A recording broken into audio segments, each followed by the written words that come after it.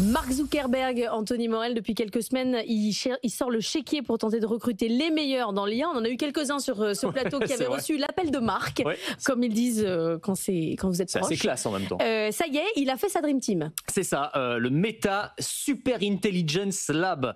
Un petit côté Avengers de l'IA. Moi, j'aime beaucoup le nom de ce laboratoire en interne, composé donc de superstars, si ce n'est de super-héros de l'intelligence artificielle, et qui sera dédié chez Meta à la recherche du Graal technologique, la fameuse super intelligence ou intelligence artificielle générale, c'est-à-dire une IA qui serait plus performante que le cerveau humain dans absolument tous les domaines. Certains y voient une sorte de miracle technologique, d'autres un cauchemar. Ça, on va pas revenir sur ce débat-là. En tout cas, tout le monde travaille sur le sujet, et pour Meta, ce sera, c'est ce qu'explique cette note interne, une nouvelle ère pour l'humanité. Mais Meta doit, dit Mark Zuckerberg, mener le chemin. Ils ont pris un petit coup de retard en matière d'intelligence artificielle, donc là, ils essayent de se rattraper, et donc ils ont appelé en personne Mark Zuckerberg, et bien toutes les grandes stars de l'intelligence artificielle pour tenter de les convaincre. Alors, de qui est composée cette super équipe? Déjà, à sa tête, il y aura un monsieur qui s'appelle Alexander Wang. Alexander Wang, c'est un petit génie de l'IA, j'ai déjà eu l'occasion de vous en parler.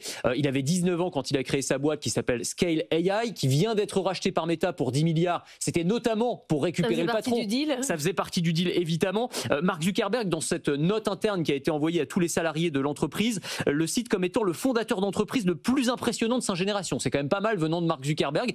Et puis il y a une dizaine de noms, alors qui vont probablement rien vous dire, mais qui sont un peu les méga stars, les Mbappé de l'intelligence artificielle. Et d'ailleurs, on a presque l'impression dans cette note interne de Didier Deschamps qui annonce la prochaine équipe de France pour la Coupe du Monde. C'est vraiment ça. Donc vous avez des stars d'OpenAI, des concepteurs des derniers modèles de ChatGPT, des concepteurs de modèles de raisonnement de Gemini chez Google. Donc c'est vraiment les plus grands cerveaux de l'IA mondiale. En même temps, ils a payé plus cher que s'ils faisaient venir Mbappé. Oui, c'est ça. Alors c'est assez contre-intuitif, mais je rappelle qu'aujourd'hui, entre une star du foot et une star de l'IA, c'est la star de l'IA qui gagne le plus. J'ai regardé tout à l'heure le salaire. Réfléchissez bien avant de remplir vos demandes sur Parcoursup. Ah, mais pour Parcoursup, c'est exactement ça. Mbappé, aujourd'hui, son salaire, c'est 33 millions d'euros par an.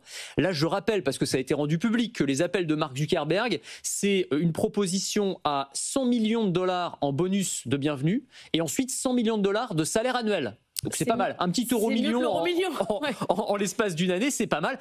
Pour vous donner une idée d'à quel point ça va vite dans cette chasse et cette course au cerveau, on a eu hier l'annonce que Meta avait débauché toutes les stars d'OpenAI en Suisse. Ils ont créé un laboratoire en Suisse, il y avait 3 stars. Et ben, ils ont été débauchés tout d'un coup par Meta, alors qu'ils venaient d'être débauchés chez Google par OpenAI.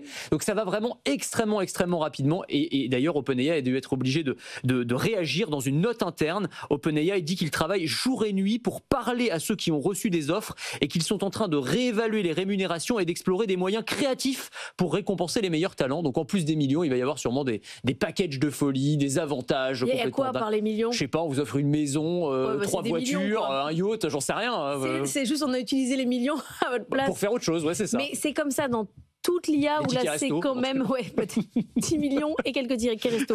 Non, mais toute l'IA c'est comme ça. Ça a entraîné tous les salaires ou pas? Oui, alors j'imagine que ça va les tirer probablement vers le haut. Après, là, il faut vraiment garder à l'idée qu'on parle d'exception des cerveaux les plus brillants de la planète, que tous les ingénieurs et les chercheurs en IA ne sont pas payés 100 millions de dollars par an. On est bien d'accord. Après, ça reste un secteur qui est extrêmement prometteur. Mais bon, je regardais les salaires, notamment en France, on n'est pas quand même sur des salaires juniors. Alors après, ça dépend du métier, ça dépend de l'école de laquelle on sort, mais c'est 40 à 60 000 euros bruts annuels pour un débutant, 100 à 120 000 après 5 à 10 ans, sachant qu'aux États-Unis, on fait 3 x 3, x 4, x 5, les salaires à 500 000 dollars ou plus ne sont vraiment pas rares. C'est ce qui montre aussi, et c'est ce qui explique aussi qu'on a du mal en France à créer des champions réellement de l'intelligence artificielle. On en parle avec nos invités régulièrement, mais quand vous pouvez faire x5 en salaire aux États-Unis, bah évidemment, c'est un peu compliqué de recruter. Faut beaucoup aimer la France, quoi. Faut beaucoup aimer la France, faut avoir un patriotisme économique chevillé au corps.